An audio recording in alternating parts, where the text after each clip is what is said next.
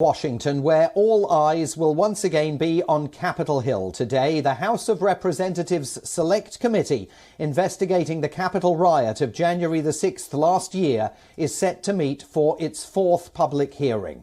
This time, the focus will be on unearthing evidence that Donald Trump was involved in a scheme to submit fake slates of electors in a last-ditch effort to block Joe Biden's 2020 election win.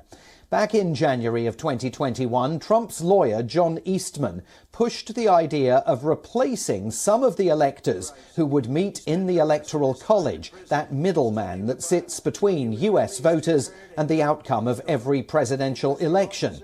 Eastman is accused of convening hundreds of electors on a call and encouraging them to send alternative slates from states in which Trump's team was falsely claiming fraud.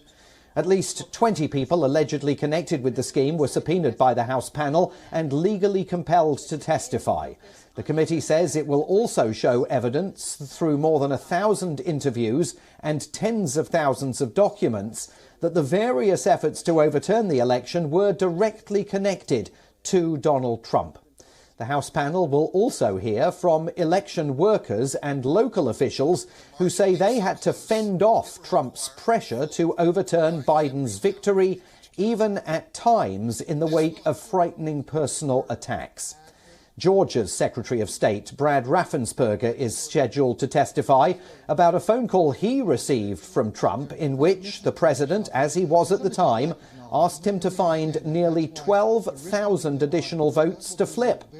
Meanwhile, former Vice President Mike Pence says he will not allow Democrats to use January the 6th as an excuse to distract voters from President Biden's failed agenda. Mike Pence, of course, considering a presidential run of his own in 2024.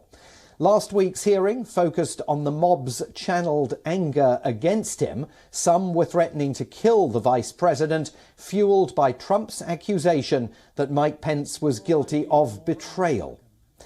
WION's correspondent Susan Tehrani joins us now live from New York with more on all of this.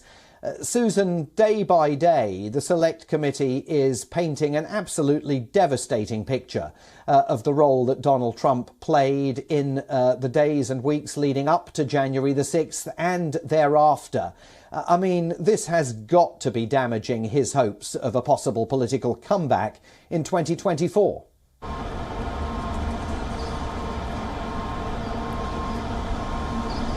Yeah.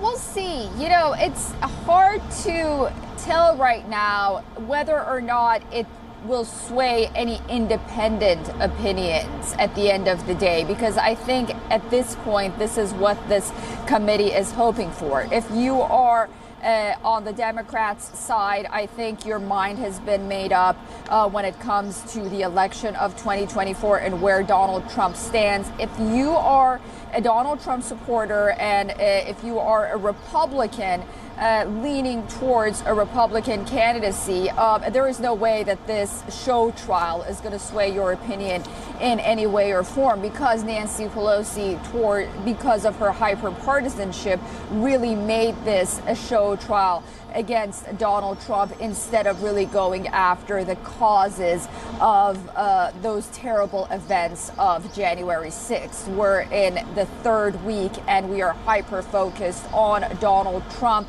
instead of really trying to find out what happened, how to prevent something like this from happening again. So, you know, we'll wait to see what the other hearings produce, but that's where we are right now. Whether or not it'll sway independent voters, it's yet to be seen. But I think the majority of American people are where Mike Pence mentioned yesterday. They see this somewhat as a distraction. They are hyper-focused on their living condition right now, on the inflation, and they reflect that in poll after poll.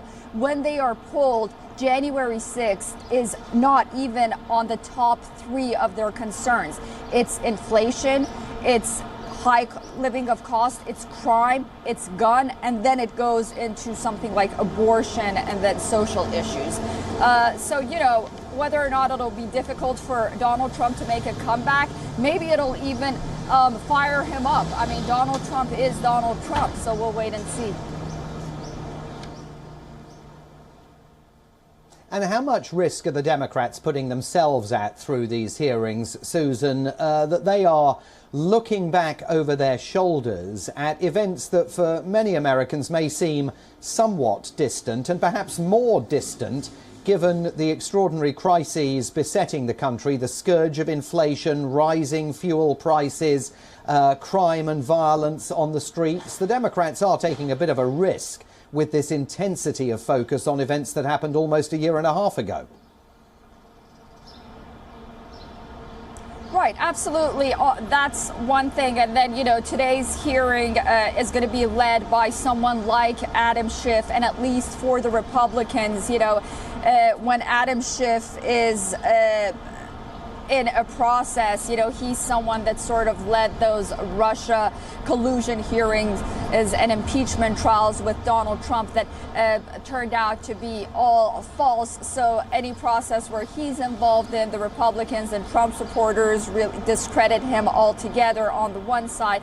On the other hand, you know, as you mentioned, the Democrats really tried to, you know, really gambled when they didn't let the minority leader, the Republican minority leader, put Republicans that they wanted to choose on the panel to cross-examine these witnesses.